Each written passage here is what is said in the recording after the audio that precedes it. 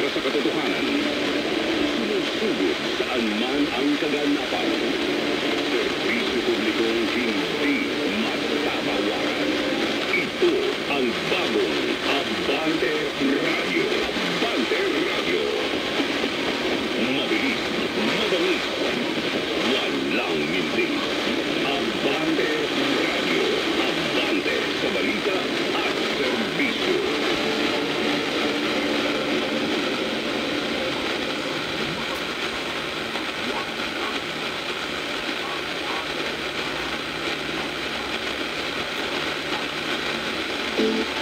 Madalas may dinadahilan kapag sama ang ating pakiramdam ay under the weather. Maaari kasi may sintomas ka ng sipon, ubo, o kaya ay trangkaso. Alam mo ba na may natural na pamamaraan para maagapan ang sakit sa sabi ng pagbago-bagong panahon?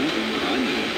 Ang honey ay mayroong antibacterial at antimicrobial properties na nagpapabuti ng ating immune system at nakatutulong para mapabilis ang panggaling. Lemon. Ang lemon ay nagtataglay din ng antibacterial, antiviral, antifungal at anti-inflammatory na kayang labanan ang virus. Ginger. Noong mga panahon pa ay ginagamit na ito bilang panlunas sa anumang uri ng sakit at iba pang health problems at mga bisa rin itong anti-inflammatory at pampalakas ng ating immune system. Garlic. Itinuturing na isa sa healthiest food. Ang garlic o bawang ay hindi ng panggisa.